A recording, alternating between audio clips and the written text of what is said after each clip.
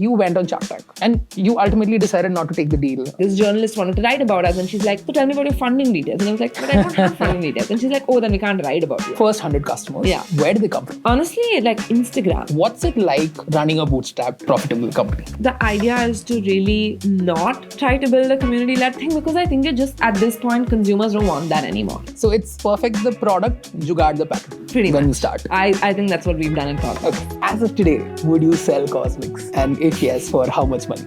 I did not expect this. How did you go from, let me solve this personal problem, which is PCOS, and from there go to, I want to build a business out of this? From I think around the age of like 16 to 20 is when I think I had a lot of like PCOS symptoms, and I would like often feel very insecure about it, and I would often try to Google it and like learn as much as I could. A lot of like what I would receive would be the top SEO article, which was honestly very like, it was really trying to get you and to make a purchase onto some type of product that was not really addressing the problem or making you feel good or making you feel seen, but instead really trying to eat into that insecurity.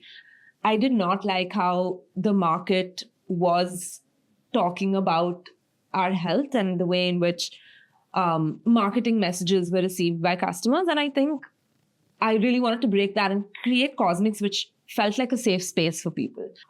Which is when I really went into like a little experiment. I just made up this like fake story, and I was like, hey, someone I know runs this company and they make these products. And I spoke about the, like certifications I was planning to have and about the formulations I was planning to have, kind of like vague at the time. But I put it out and I was like, this is how much it costs.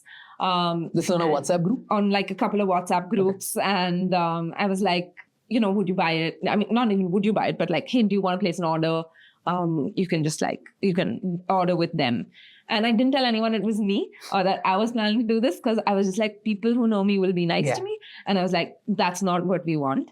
So I just put it on a couple of groups, and I remember a couple of people reached out like people were like asking questions about it. And then I was answering, and it was so interesting, very exciting, like such a great moment for me.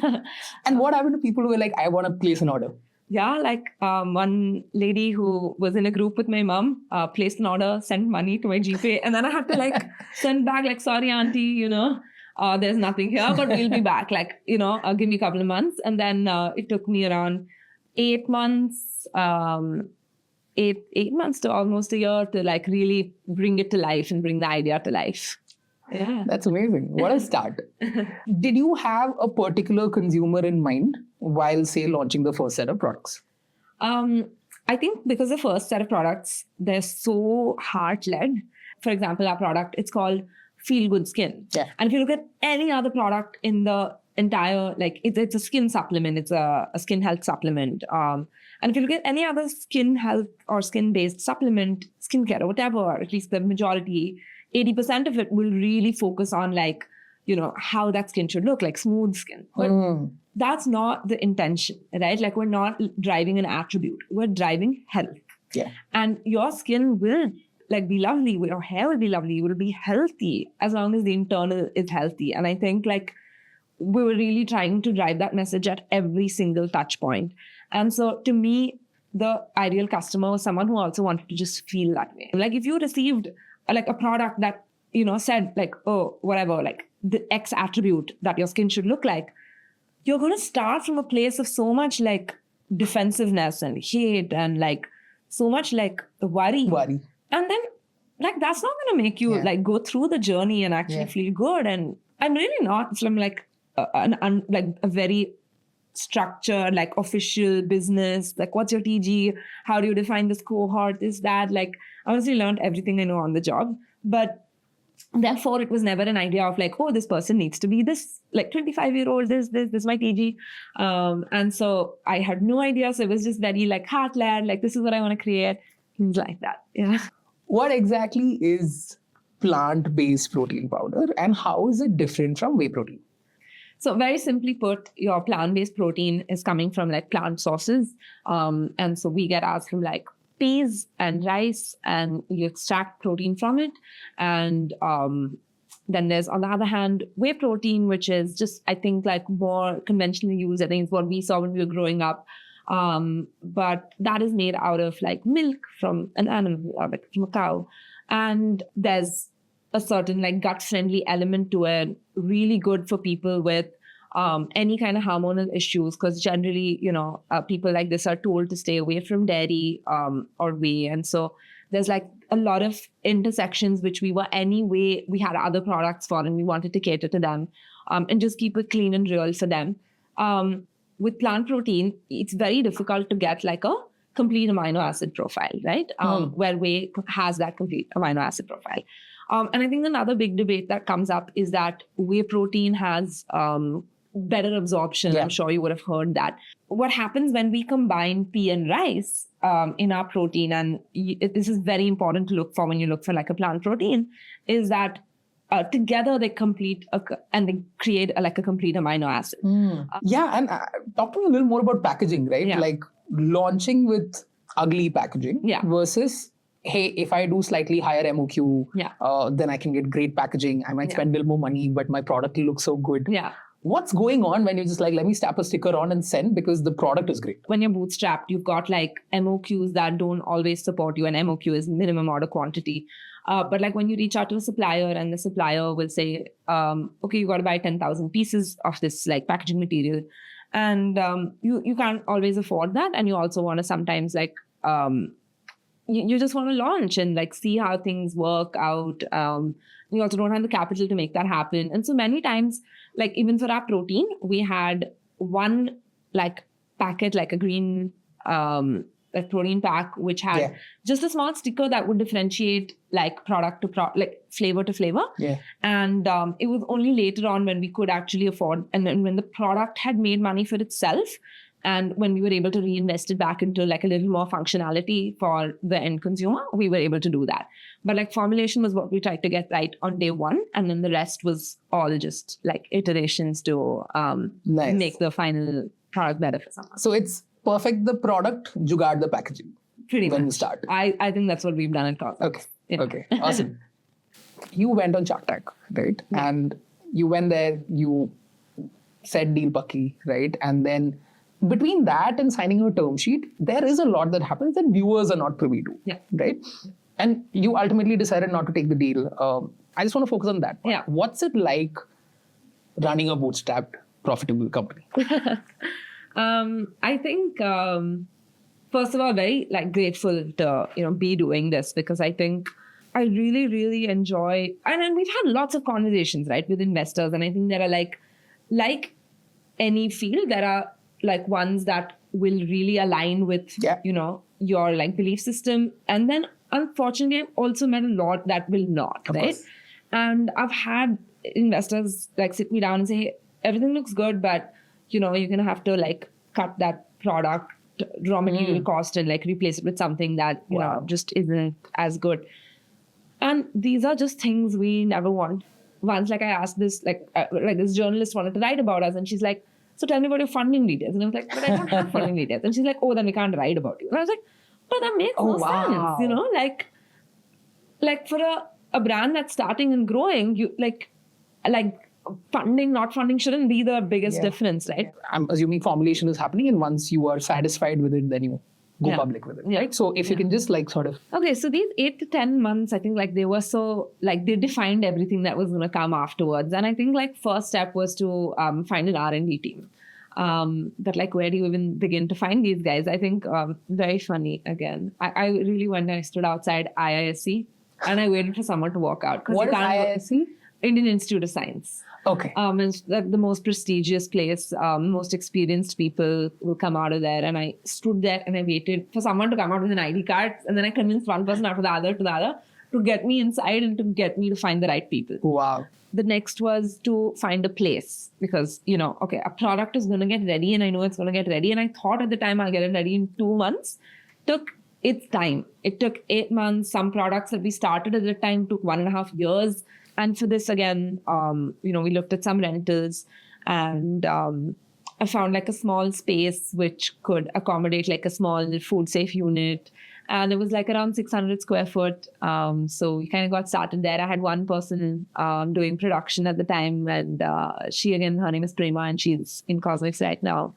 And so that was step 2. Step 3 was, I think, just like figuring out like packaging. And so that time we had like plastic jars. Today we have glass jars. And so sourcing that, figuring out how to get print done on the labels, and all like myself, right? Like all like every day my brain is working on a different thing. But this was like a very small part, and largely it was the product. And this was like honestly a 10-minute job. So 10% energy. Not 10 minutes. Yeah, but 10%. 10%. And 90% is just figuring product.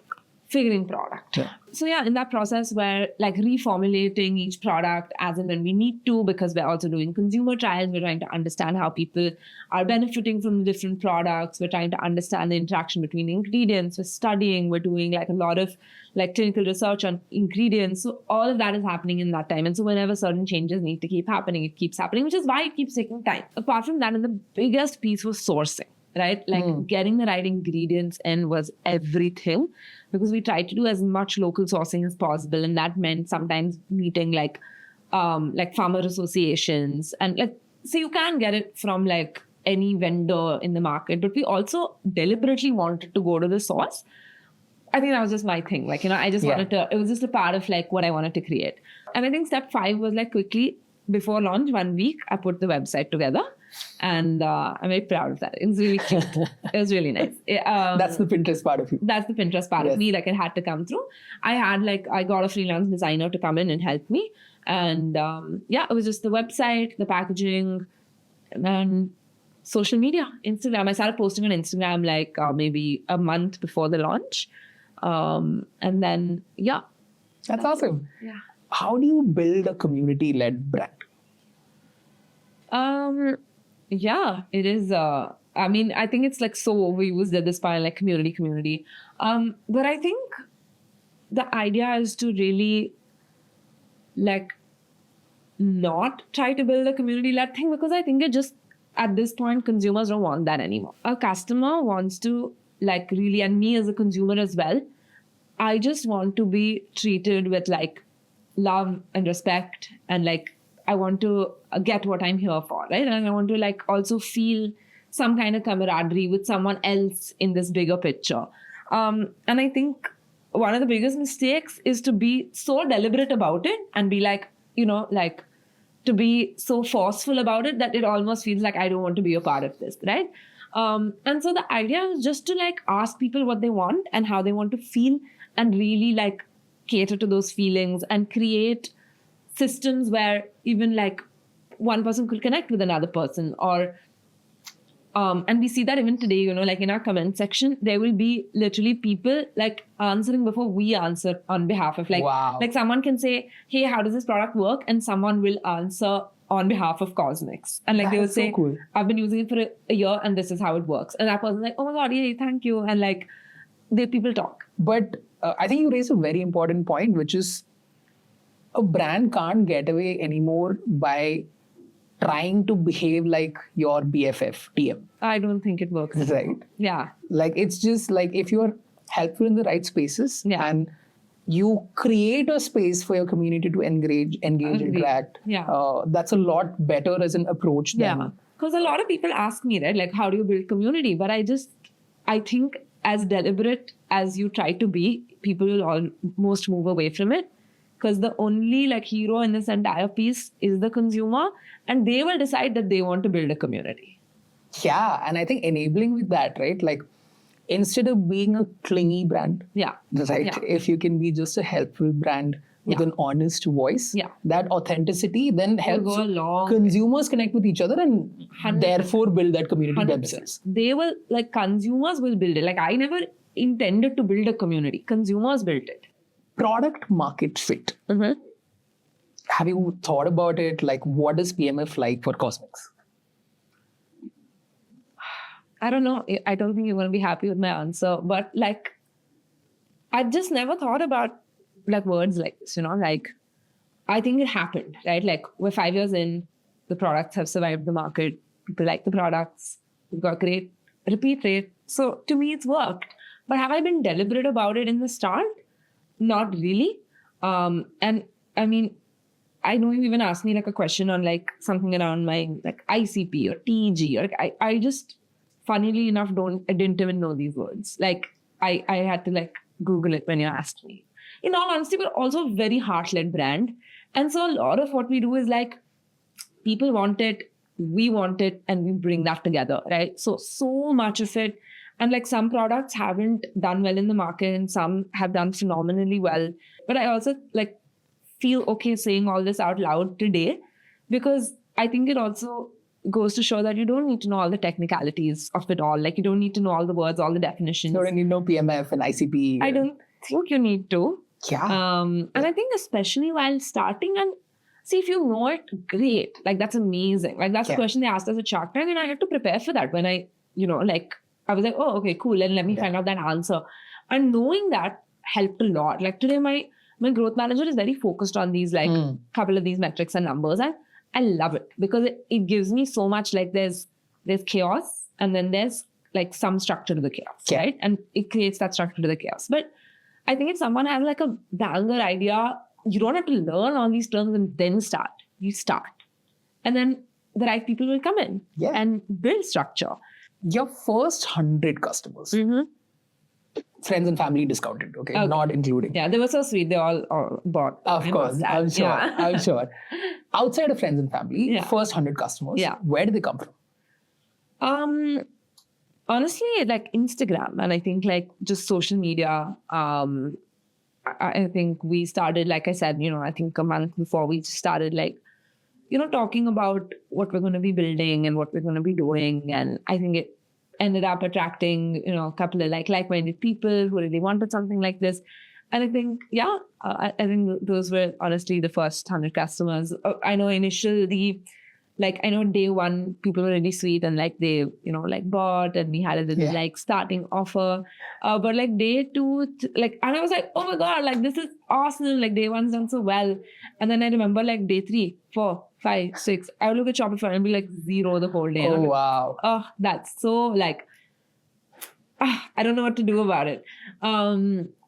But I think over time, it was like these people who tried it on day one would come back and say, like, tell their friends and family and things like that. And I knew every customer. Like, I still know those customers. Those like early 100 customers. Like, I know them by their names. Wow. Because I would talk to them in our chats and I would say, like, hey, like, did you use it today? I would send one of my customers, like, that customer asked for a reminder every morning at 8 a.m. and I would send it to her. Wow. Yeah. On personal chat, just on WhatsApp? Like Instagram. Okay. Yeah. Okay. And in a certain sense, then Instagram becomes your minimum viable product, right? Yes, that's absolutely. where it's starting. It was less about pulling a customer in, but rather just being present and a customer saying, I have this problem and I want this solution. Yeah. So I think that's where it all just kind of fit in. And I think the hyper responsiveness also helped, right? Yeah. Like you were very one-on-one. So one-on-one. Yeah. So I packed the boxes. I shipped the boxes. My best friend helped me. And of course, like Prema, who is like, production. One-person production, yes. She helped. And 3 of us would like just pack boxes and send it and like write little notes. And like, it was as real and as personal as it could be. Do you remember a note? Like, what you would write in those? Yeah, like really silly things. Just like, oh my God, you're my 52nd customer. Thank you. That is so cute. I'd feel so special if I could. Wow. Yeah, I think I should do it again. I think I'm going to go and write like, am I... No, that's a bigger number. No, it's a bigger number. Yeah. Yes. Okay, let's do the fun question. As of today, would you sell Cosmix? And if yes, for how much money? I did not expect this. It's really funny asking this. I've not even gone for investment. But like, and I think that just really sits with the idea that like we really want to build like the mission is so strong and I want to make sure that I give it my all and make sure that like that mission comes to life. So, but if there's someone who also has that like mission in mind and can do it better than me, then of course that person's always welcome to like I would love to have a chat. It's very important to me to like eventually look back and say, I created such a big change in India. Like I created such a big change in the way someone approaches their health and someone thinks about their health and the resources someone has when it comes to their health and the kind of like access to product they have. And so I want to be able to do that.